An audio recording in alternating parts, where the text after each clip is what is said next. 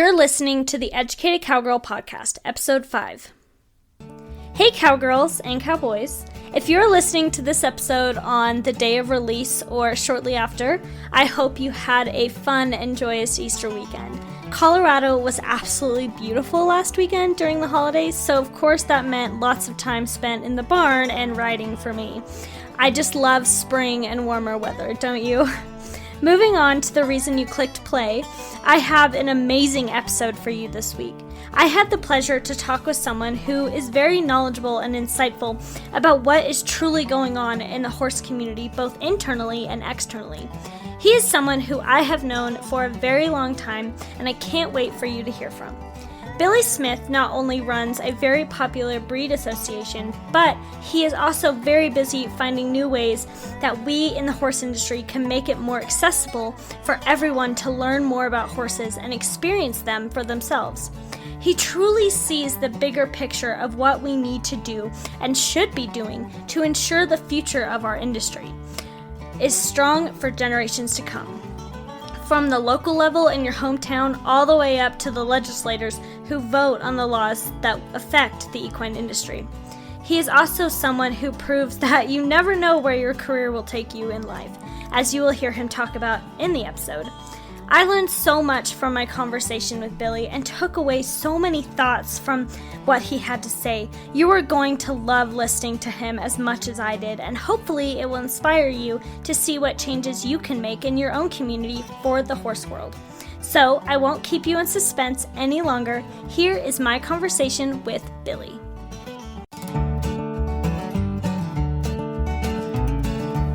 Hey, and welcome to the Educated Cowgirl Podcast, hosted by yours truly. My name is Abby Carpenter, and I am a cowgirl and equestrian through and through. I started this podcast wanting to make more of an impact in the equine industry. That's why I am making it my mission to help promote the industry to the public through sharing my love for horses through education and bringing other experts and professionals onto the podcast with me to discuss important topics that impact the horse community.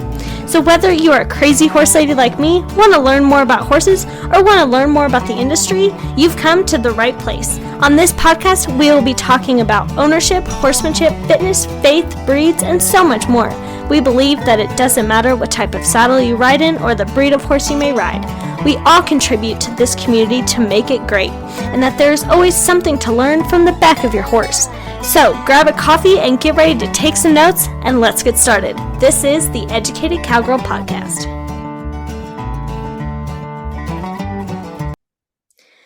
All right, so hey friends, on today's episode, I am talking with someone who has been a part of the horse industry for my entire life, most of his life, as he has known me since I was born, as him and my dad go way back. He works so hard to promote not only the horse his association represents, but also to support the horse community altogether. So welcome, Billy, to the Educated Cowgirl Podcast, and thank you so much for taking the time to talk to me today. Yeah, I'm glad to be here. Yeah, thank you for making me feel really old. Glad to be here. Yeah. So to start us off, can you please introduce yourself to the listeners, what you do, and a fun fact about yourself? And this can be anything. So my name is Billy Smith. I'm the executive director of the American Paint Horse Association. I don't really have any fun facts, but at one time in my life, I was a working journalist. And at another time in my life, I was a university professor. So that's about as fun as I get. Nice. All right. So the first thing I want to ask is, can you talk about a little bit about your background and how you got started with horses, and when did you realize you wanted to turn it into your career? Well, it wasn't what I intended. I had two uncles who were horse trainers, and both my grandparents owned race horses. So I spent a good bit of time. At that time, there was a circuit. It was Ruidosa, Sunland Park in El Paso, and Raton, New Mexico, and I spent some time on the track. So that was my first real introduction with horses, is were the racehorses that different members of my family had. I had one uncle who was a aunt and uncle who were trainers for 50 years, Nice. and they were very instrumental in my interest in horses. Um, my my my original career was as a working journalist, which I did for a number of years, and then from there got involved in university teaching. And it was at that point when a guy that I think almost everybody in the industry knows, Jim Jennings, Mm-hmm. called me from the American Quarter Horse Association, wanted to know if I would be so kind as to help judge one of the American Horse Publications magazine divisions, which I was more than happy to do. Mm-hmm. Was fascinating, and I I critiqued all the entries and sent in my scorecard, as it were, and then it was not that long after that someone else at AQHA called me wanting to know if I could help with another project. Mm-hmm. So I did a series of projects, and then it's at one point, Don Treadway asked me if I would be willing to do a 1 year sabbatical with AQHA, and so I agreed to do a 1 year sabbatical, and that was about 25 years ago. So I'm still on sabbatical. I'm always wondering if I should call the university and tell them I'm not coming back, but I'm Yeah. pretty sure they know now. So, Yeah. Yeah. um, Yeah. so that's kind of how my involvement in associations um, was formed. And while I was a teacher, I also did some work for a variety of associations. So I was developing an interest in association work for a long time, Right. and then got an opportunity with the American Quarter Horse Association, which is where I started. And then 13 years after that, I had the opportunity um, to move into the executive director position of the American Paint Horse Association. And I've been here for 11 years. It's been really uh, 11 very eventful years, and with a lot of new beginnings for the association. So that's a Mm-hmm. really quick, a quick, a quick, I guess what's that, 40 years of time. Yeah. Yeah. Yeah, that's awesome. So, since you started at APHA, you mentioned that there's been a lot of changes, not only with moving locations to a place that's very popular to the general public, the stockyards, but with also within the association as well. How do you think those changes you have made have impacted not only the paint world, but the equine industry as a whole? Well, to start with, um, at our old location, we had about 600 visitors per year. The stockyards last year, they got just right at 8 million guests a year. So Wow. so exposure alone is almost invaluable. It's something that we really can't pay for. Yes. Excuse me.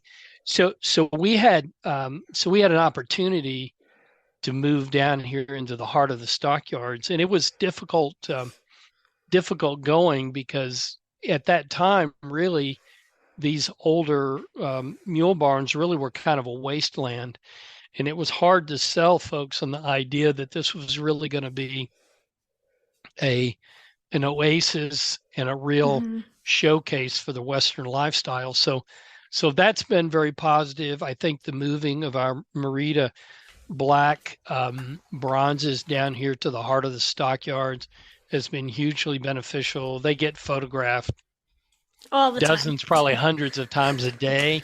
Yeah. Those are things you can't really pay for.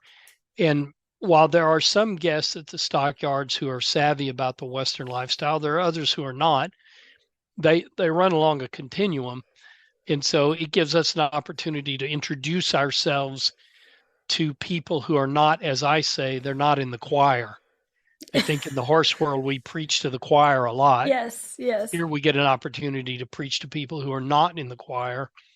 they're barely in the church. So Yeah. this gives us a chance to have conversations with people by the hundreds in our building alone who know very little about horses in general and paint horses in particular. Exactly, exactly. I love the exposure aspect of that and just getting to just introduce people to horses, whether they want to join the paint association or another association. Well, it's shocking how often we have to explain to people what a paint horse is, or more commonly, we're asked to explain what a painted horse is. Most people get it wrong initially, but Hmm. we're happy to tell our story, and we're happy to talk about paint horses, quarter horses, Arabians, uh, you know, any kind of horse that helps people start to make contact with the horse community.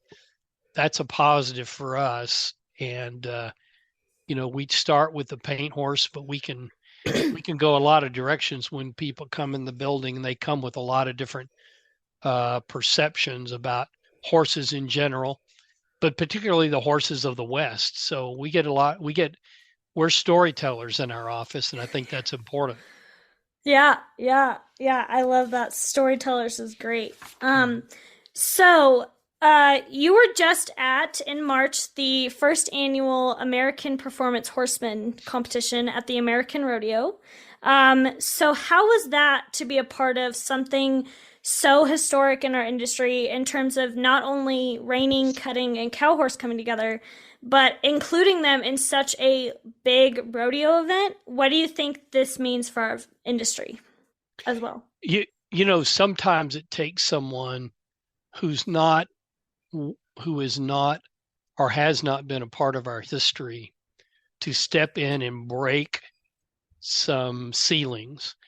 And I believe that event really created a new normal in the horse community, and it raised the bar. I spent most of my time there with my eyebrows up because I'm thinking, wow, how do we top that? I Right. think the Teton Ridge folks taught us an important lesson. And the important lesson is the way we've always done it is not always the way to keep doing it. So, what does that mean for us going forward? I don't know, but I think it's injected a big dose of creativity into the arms of our associations. And I think we've got people who are thinking very differently about the industry. Yeah.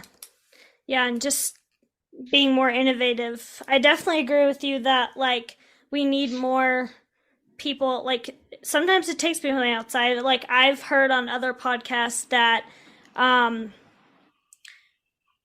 with marketing, like you have to look at other business of what they're doing and then apply it to the horse business.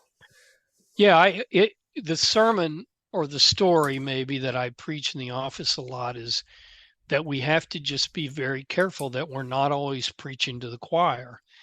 And are our events tailored to only people who are already devotees of what we do? And I Mm-hmm. think you have to take care of your members. But if you're not talking and telling your story to people who are not always familiar with what you're doing, Mm-hmm.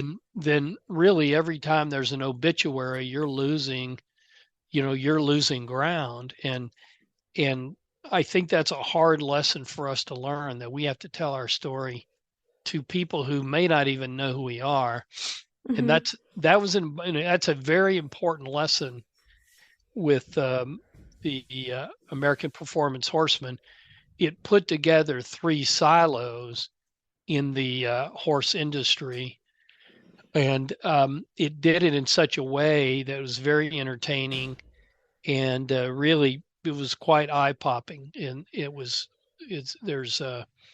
it's pretty hard to top that, but I'm sure that Mm-hmm. they'll make a run at topping it soon. Yes, I'm sure they will. I'm sure they will. Mhm.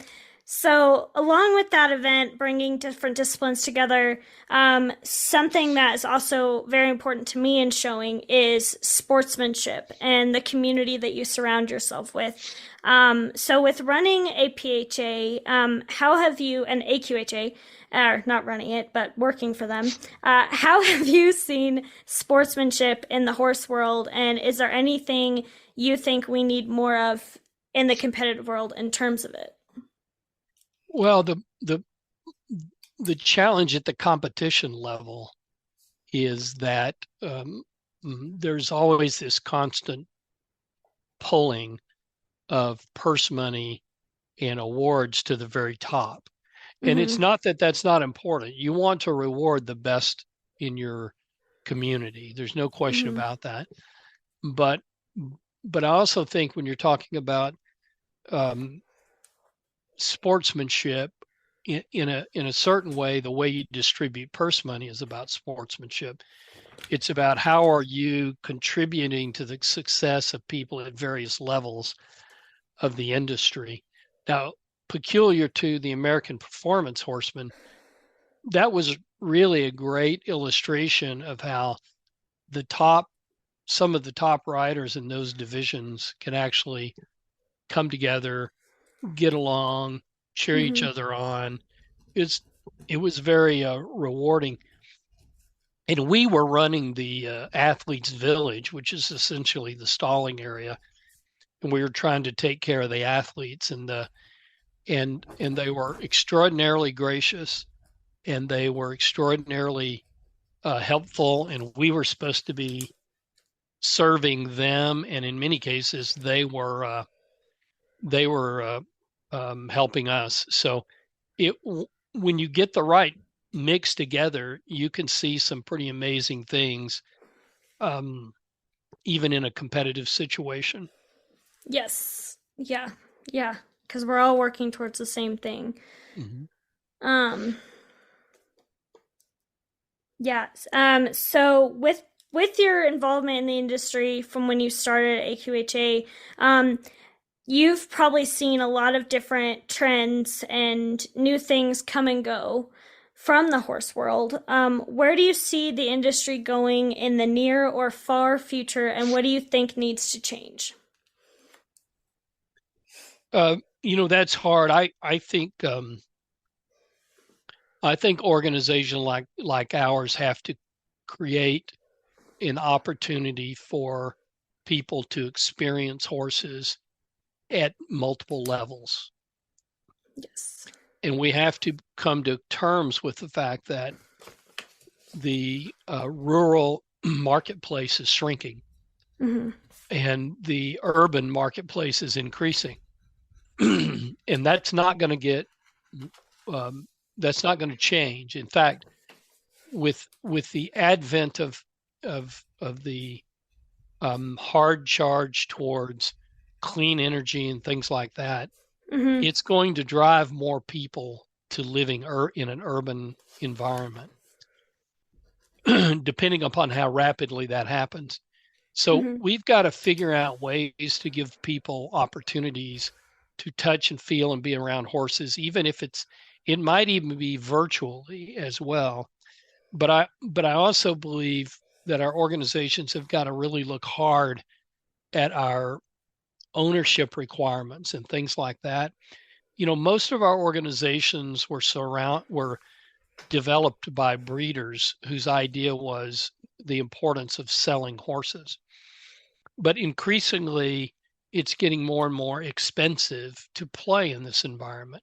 And Yes. so, one of the things that we need to take a hard look at is what are the ownership requirements? And can you have multiple people riding the same horse in certain kinds of venues? Can you create an environment where people are sharing costs Mm-hmm. and sharing all of the costs associated with a horse for the opportunity to show that horse from time to time? I can tell you this: if you use all of the old models in the association world in the next 15 years, you probably won't exist. Mm-hmm. And so those are things we have to look at. That's part of the reason we're in the stockyards. we've got some things that go on that we can help, including our retail store, in which we can sell to a kid who's from inner city Boston, which we had in the office the other day, a series of books on horses. So Yeah. at least today, the contact that young person had with horses is through books. So we have to be thinking about that. Now, will that kid ever own a horse? Well, I don't know, Mhm. but getting him to start reading about horses is a really good step in that direction. And it's one I think we all ought to be thinking about is we can't just market our services to those people who already own horses. We've got to Right. reach out. We know that young people love horses. There's all kinds of studies and research Mhm. on young people, and when I mean young, I mean children, Mhm. and children love horses. Little girls love horses. Yeah. How can we give them the ability to connect with those horses? And it's through a variety of means. Yeah. And that may or may not end up in an ownership position. But Yeah. there's value in just having some kind of contact with Yeah. horses in some means. Yeah, making it more accessible to them in some ways, or just reaching out to schools more, too. Hmm. Yeah, I was very intently listening to all of that, so Well, gotta when get you back talk on track. about schools, you're right about schools. But one of the challenges we face is almost every school in this country that's a public school has all those teachers have an enormous amount of demand placed on them by Yes. state legislators. It's becoming very, very difficult to reach into schools Mhm. and share anything about horses or anything else for that matter. Yeah. Those teachers are tied to a very rigid curriculum. So it's getting Mhm. more and more complex. So Mhm. that's why, or things like what we have at the stockyards is one opportunity to bring a message and tell a story about horses to, kind of a lay audience. Yep. Yep. Yep. Horse expos are another great example of that Hmm. that can bring the public in. They just had the Rocky Mountain Horse Expo not too long Yep. ago in Denver. Yep. So with reaching out to the younger generations and being more accessible, that's actually one of the reasons I started this podcast is to help promote the industry to those generations and to help grow and thrive and make it thrive for them. So, what are some ways that you or APHA are doing to not only support the youth of your association, but the new kids just getting started? Uh, y- I kind of mentioned part of it is that we're reaching out to kids at a very early age Mm-hmm. just through our retail presence. We're working on some things I wish I could tell you right now, but I hopefully will be shortly. Some things here at the stockyards that will give kids direct Mm-hmm. contact with horses at some point. And we have some people occasionally say, "Well, Ed, that's just in Fort Worth." It is, but the audience here is essentially worldwide. Yes.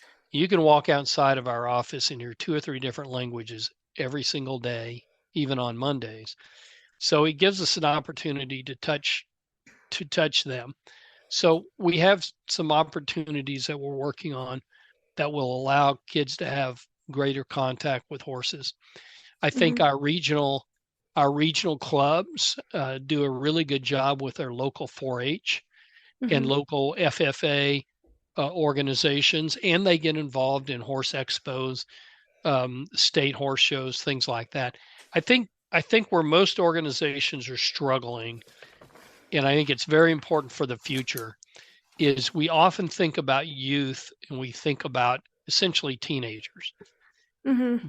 The research is pretty crystal clear out there.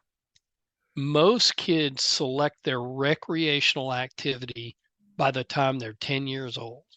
Mm-hmm. If it's baseball, basketball, whatever it is, Mm-hmm. they will have determined that by somewhere around 10 years of age. And then at that point, they don't usually go anywhere else. If they decide they're a soccer player, that's what they're going to do. And Yeah. so there's not, one of the challenges we have is we have to start much, much, much younger. And Mm-hmm.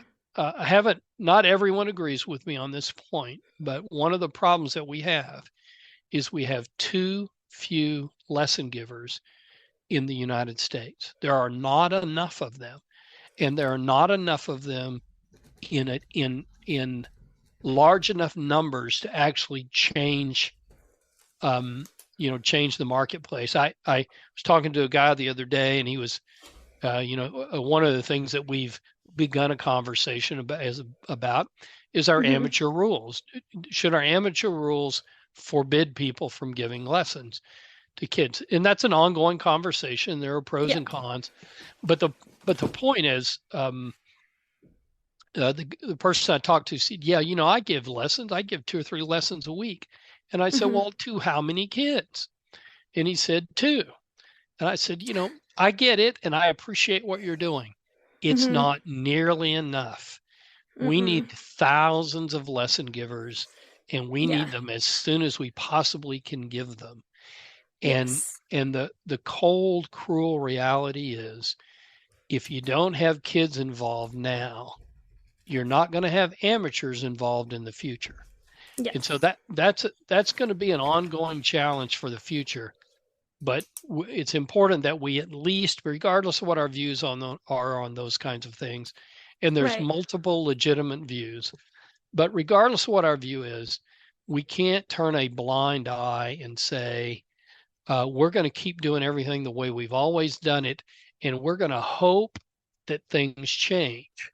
Mm-hmm. And, I always remind people, hope Mm-hmm. is not a strategy. It is not a strategy to help us get from point A to point B. A strategy is a strategy. And right now, as the horse industry, we don't have very good strategies for getting young children involved with Mm-hmm. horses. Yeah, I agree with that 100%. Kind of like the place that I teach lessons at, I'm only teaching twice a week, but I teach about 10 kids total, so we split it up into 2 groups at the urban farm in Denver. Uh, but and they love riding, but they also like play soccer and they have swimming and all this other activities. So if we can kind of make them enjoy it now, then maybe they'll continue on when they get older. No, and I think we also have to look at it a lot of different ways. Yes, our ultimate goal is to have people involved in horses for a lifetime. I get that. But I look at it a bunch of different levels. Sometimes I'm in Washington, D.C., talking to legislative assistants and people like that. It really helps if those legislative assistants talking about laws Mm-hmm. affecting the horse industry, it really helps if they've had some kind of a horse experience in their lives. But increasingly, I'm finding very, very few have any contact with horses in their lives. Mm-hmm. So it's not just about getting people on the backs of horses, it's about having enough context and enough understanding of livestock and horses in general that when they get into a position of authority, they at least know there are places where they can get good information and Yes. that they're not just making up rules right and left, that they don't fully understand the impact on society. So there's a lot of layers to what involvement is. Yes, yes, 100%. And so for a final question, the final question, if you could go back and tell younger Billy anything, what would it be? Kind of for those listening who may be wanting to go into association work or wanting to turn their love for riding into their career. Yeah, that's not a very difficult question, Abby. In fact, it's kind of a cruel question.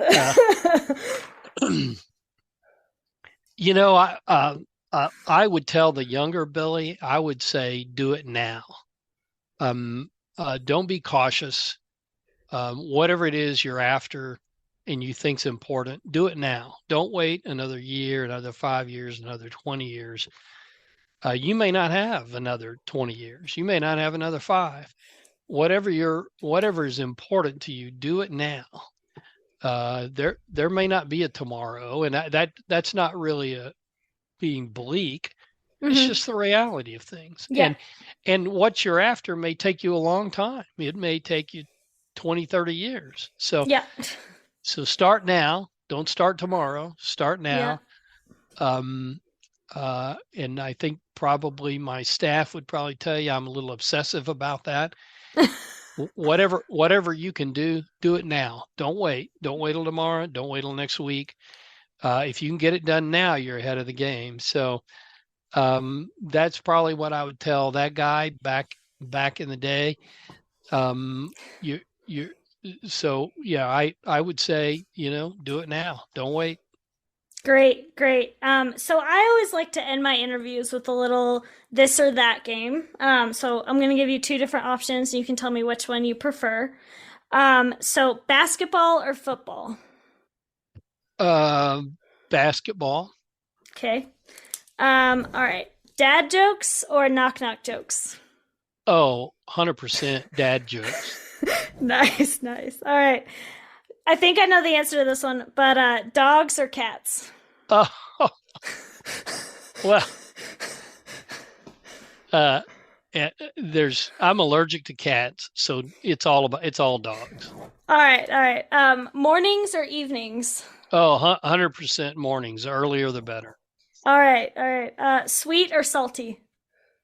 Oh, definitely sweet. Definitely sweet. Great. All right.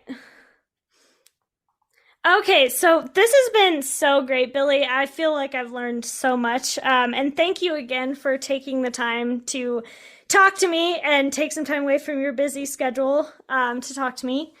So I know you don't get on social media that often, but when you do, how can listeners find you and how can they find APHA? Well, there's like 7 different ways to reach me, and I have a phone number that I gave out to 40,000 members on my very first day on the job. But I'm on Facebook. I mean, I'm not heavily involved in any of it, but I'm on Facebook, Instagram, LinkedIn, Messenger. I have 4 email accounts. If you really want to find me, it's not that hard, but apha.com is a good place to go if you want to understand a little bit or see a directory that includes me in it. So you want to reach me, it's not that hard. Trust me, it's not hard. All right. And I will be putting all of the information in the show notes for you guys to look up so you guys can learn for yourself the awesome stuff going on in Fort Worth and with the paint horse. So I wish you and APHA the best of luck this show season and to your family. And thanks again for coming, and hopefully we can get together soon. All right, Abby, it was great. Thanks a lot. Maybe we can do it again sometime. All right. Wow, I have so many thoughts running through my head after that conversation. Isn't Billy great and so knowledgeable about what is really important to keep the industry thriving and surviving in this ever-changing world? One of the topics he brought up that was really interesting to me is how the urban marketplace is increasing and the rural marketplace is shrinking. Now, as a country girl, that hurts my heart a little to see, but it's true. More and more subdivisions are being built. All I have to do is drive around Colorado. And I'm sure it is the same case wherever you are living as well. So we have to find more creative and innovative ways to help bring horses to people, or just get the education and information to them, so they will want to come out to our barns, take lessons, and put horses in training with us, or whatever it may be. As Billy also said, hope is not a strategy. We can't keep doing things the same as they've always been done and hope things get better or grow. Just like a flower needs water to grow, the equine industry needs more people, especially kids, to help it grow for the future. It takes all of us working together and helping each other out to see that happen, and maybe even people from the outside stepping in to shake things up a bit to start to really see some changes. As always, if you like this episode, please leave me a rating and review on whichever platform you're listening to this episode, and make sure to share this episode on your social media and tag me at The Educated Cowgirl. Thank you so much for joining me for this episode of the Educated Cowgirl podcast. I hope you enjoyed it, learned something new, and will come back for more. But for now, stay blessed and ride on, cowgirls.